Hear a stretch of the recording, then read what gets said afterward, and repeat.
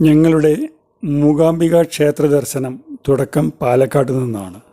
Palakkad junction railway സ്റ്റേഷനിൽ നിന്ന് കോയമ്പത്തൂരിൽ നിന്ന് വരുന്ന ഇൻ്റർസിറ്റി എക്സ്പ്രസ് ഞങ്ങൾ കയറാൻ പോവുകയാണ്. 7 മണിക്കാണ് അത് മംഗലാപുരം സെൻട്രലിൽ 1:15 എത്തും.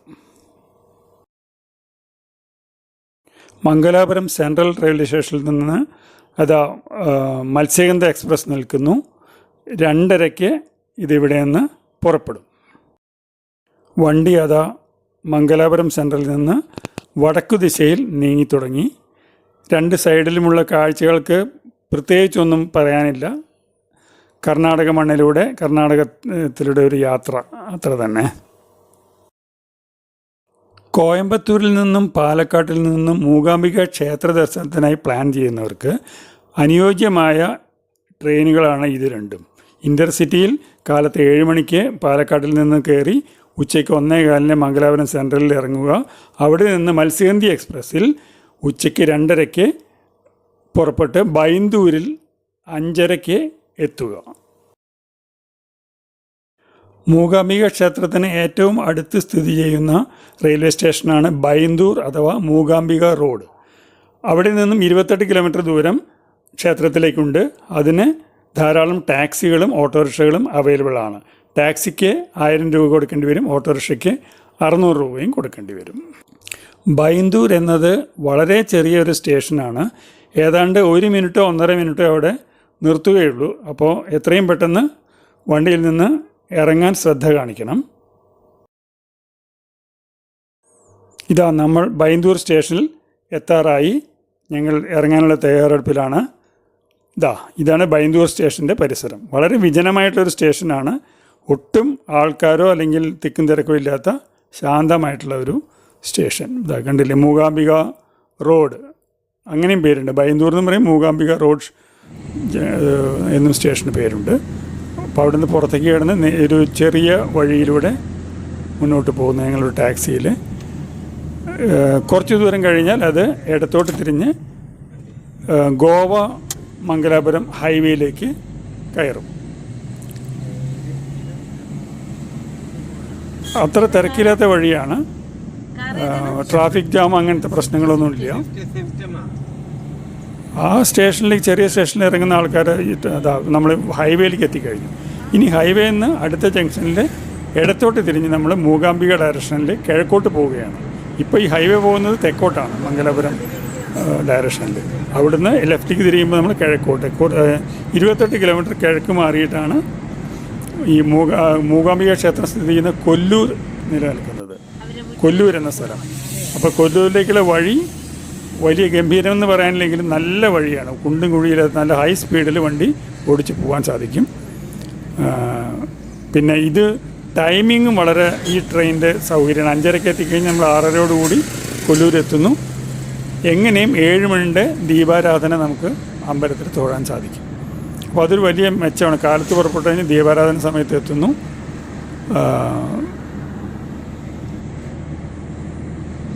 ഐതിഹ്യങ്ങളിൽ പറയുന്നത് പോലെ പരശുരാമൻ കന്യാകുമാരിയിൽ നിന്ന് ഗോകർണത്തിലേക്ക് മഴുവെറിഞ്ഞ് സൃഷ്ടിച്ചതാണല്ലോ കേരള ഏരിയ.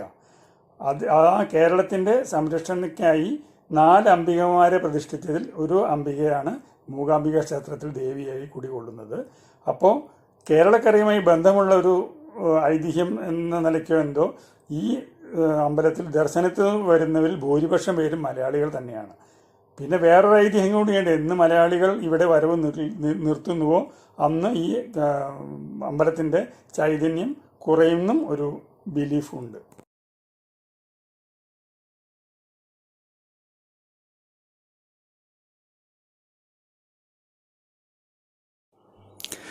കുടജാദ്രി മലനിരകളുടെ താഴ്വാരത്തിലാണ് മൂകാംബിക ക്ഷേത്രം സ്ഥിതി ചെയ്യുന്നത്. അപ്പോൾ അതിന് വല്ലാതെ ഹൈറ്റിലല്ല. കുടജാദ്രി കുറച്ചും കൂടി ഹൈറ്റിലാണ്. ഇത് അത്ര ഹൈറ്റിലുള്ളൊരു ഏരിയ അല്ല. പിന്നെ വനപ്രദേശമാണ്. അതുകൊണ്ട് 2 സൈഡും ഓൾമോസ്റ്റ് വിജനം എന്ന് തന്നെ പറയാം. വീടുകളൊന്നും കാണാനില്ല. അപൂർവം ചില വീടുകൾ മാത്രമേ കാണാനുള്ളൂ.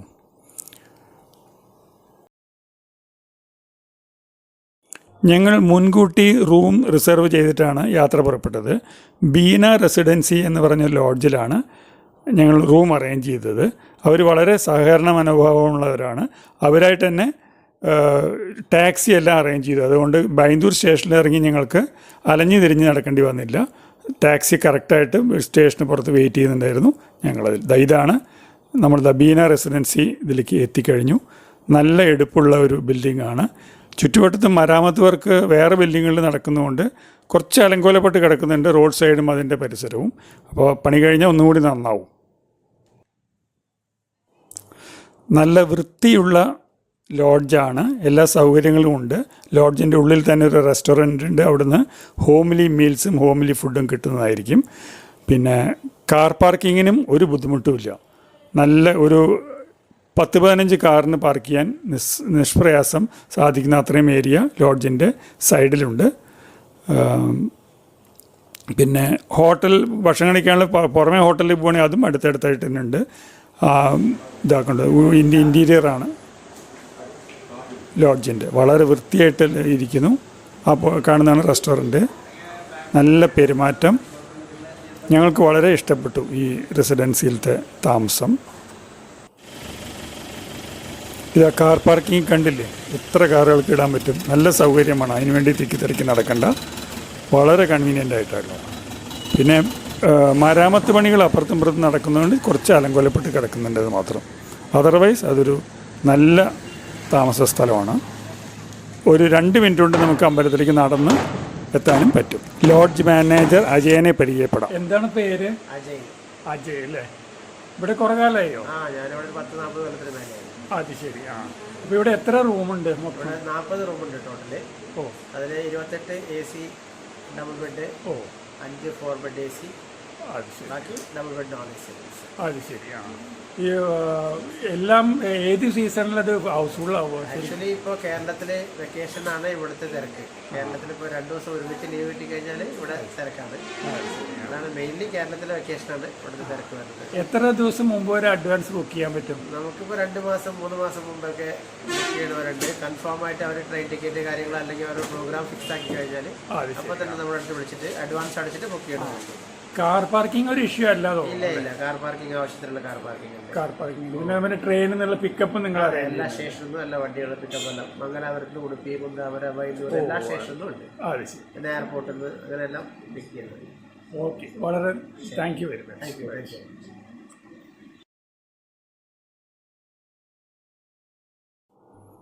ഇതാ ഈ ജംഗ്ഷനിൽ നിന്നാണ് അമ്പലത്തിലേക്ക് തിരിയുന്നത്. ആ ഒരു വലിയ മരം കണ്ടില്ലേ, അതാണ് ഈ അമ്പലത്തിൻ്റെ വഴിയിലേക്കുള്ള ലാൻഡ് മാർക്ക്. അമ്പലത്തിൻ്റെ 2 സൈഡിലും ഇഷ്ടംപോലെ ചെറിയ ഷോപ്പുകളുണ്ട്. വള, മാല, മോതിരം, ബാഗ്സ്, മെമൻറ്റോസ്, ഫോട്ടോസ്, പ്രതിമകൾ, ഹൗസ് ഡെക്കറേഷൻ ആർട്ടിക്കിൾസ്, ഇതെല്ലാം ധാരാളം കിട്ടുന്ന ചെറിയ ഷോപ്പുകളുണ്ട് 2 സൈഡിലായിട്ട്. 3-ാമത്തെ സൈഡിൽ ഒരു വിശാലമായ കാർ പാർക്കിങ്ങും ഉണ്ട്. പുറമെന്ന് വരുന്ന വലിയ വാഹനങ്ങളെല്ലാം പാർക്ക് ചെയ്യാനുള്ള എല്ലാ സൗകര്യങ്ങളും ഉണ്ട്. വഴിയോര കച്ചവടങ്ങളുമുണ്ട്. അതിൻ്റെ ഇടയ്ക്ക് നല്ല വെജിറ്റേറിയൻ ഹോട്ടൽസും ഉണ്ട്. പിന്നെ ഇതാ ഷൂ റാക്കിൻ്റെ കമ്പിവേലി കണ്ടില്ലേ, സ്റ്റാർട്ടിങ്ങിലൊരു ഷൂ റാക്ക് കാണാം, എൻഡിങ്ങിലൊരു ഷൂ റാക്ക് ഉണ്ട്. സ്റ്റാർട്ടിങ്ങിൽ ഷൂ റാക്കിൽ ഷൂ വെച്ചില്ലെങ്കിൽ നമുക്ക് ആ എൻഡിലത്തെ ഷൂ റാക്ക് വരെ ചെരുപ്പ് ഇട്ടിട്ട് തന്നെ നടക്കാൻ പറ്റും സൗകര്യമായിട്ട്. പിന്നെ പൊതുവേ നല്ല വൃത്തിയുള്ള അറ്റ്മോസ്ഫിയറാണ്.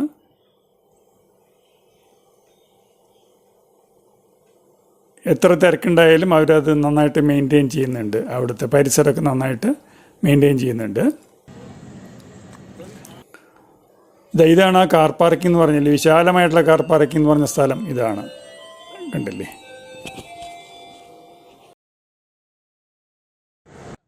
അങ്ങനെ ഞങ്ങൾ മൂകാംബിക ദേവി ദർശനം കഴിഞ്ഞ് കൊല്ലൂരിൽ നിന്ന് ബൈന്ദൂരിലേക്ക് മടങ്ങുകയാണ് ടാക്സിയിൽ തന്നെ.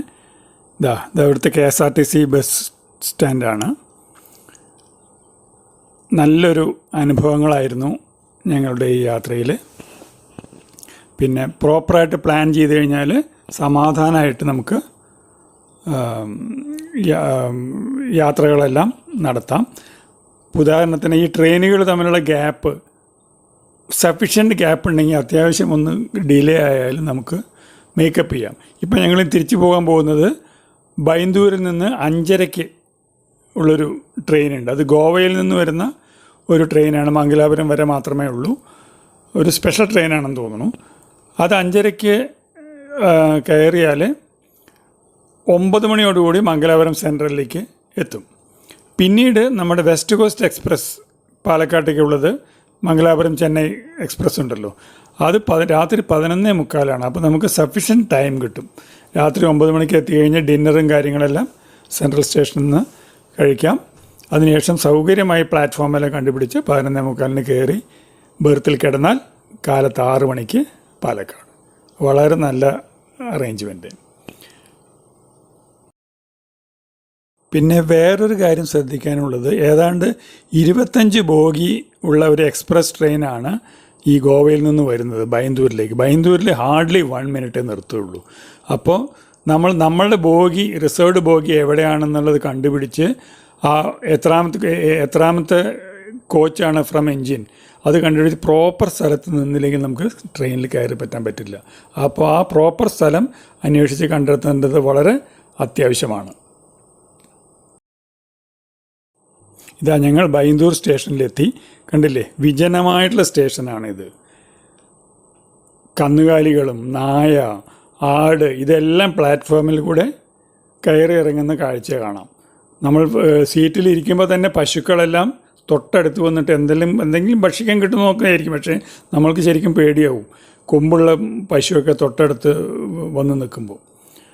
അങ്ങനെ ഇതാ ഈ സ്റ്റേഷനിൽ ഞങ്ങൾ ഇതൊക്കെ കണ്ടുപിടിച്ചു, ബോഗി പൊസിഷനൊക്കെ കണ്ടുപിടിച്ചു. ഇനി അവിടെ ആ പൊസിഷനിലേക്ക് പോകട്ടെ, അല്ലെങ്കിൽ പണി കിട്ടും. അതേമാതിരി മംഗലാപുരത്തും ശ്രദ്ധിക്കേണ്ട കാര്യം, മംഗലാപുരം സെൻട്രൽ സ്റ്റേഷനുമുണ്ട്, മംഗലാപുരം ജംഗ്ഷൻ സ്റ്റേഷനുമുണ്ട്. നമുക്ക് സെൻട്രൽ സ്റ്റേഷനിലാണ് ഇറങ്ങേണ്ടത്. ജംഗ്ഷൻ സ്റ്റേഷനിൽ ഇറങ്ങിപ്പോയാൽ നമുക്കത് പിന്നീട് വലിയ ബുദ്ധിമുട്ടായി തീരും. സെൻട്രൽ സ്റ്റേഷനിൽ നിന്നാണ് ഈ വെസ്റ്റ് കോസ്റ്റ് എക്സ്പ്രസ് സ്റ്റാർട്ട് ചെയ്യുന്നത്. അതാ ഞങ്ങൾ ആ കറക്റ്റ് കോച്ച് പൊസിഷൻ്റെ അടുത്ത് നിൽക്കുകയാണ്. കണ്ടു, എത്ര ദൂരെ സ്റ്റേഷൻ കാണാൻ തന്നെ ഇല്ല. അങ്ങനെ വിജനമായിട്ടുള്ള സ്ഥലത്താണ് ഇത് വരുന്നത്. പകൽ നേരമായതുകൊണ്ട് വലിയ പ്രശ്നമില്ല. അല്ലെങ്കിൽ അതും ഒരു തലവേദനയായി രാത്രി നേരത്തെ ഈ പറഞ്ഞ മാതിരി നായ്ക്കളും പശുക്കളും ഒക്കെ ആയിട്ട് നല്ല ബുദ്ധിമുട്ടായി തീരും. അപ്പം അങ്ങനെ ഞങ്ങളുടെ ഈ യാത്ര സഫലമായി അങ്ങനെ അവസാനിക്കാൻ പോകുന്നു. മൂകാംബിക ദേവിയുടെ കടാക്ഷം അത്രേ പറയാനുള്ളൂ. അപ്പം നിങ്ങളും ഇതുമാതിരി പ്ലാൻ ചെയ്ത് ക്ഷേത്ര ദർശനത്തിന് വരും.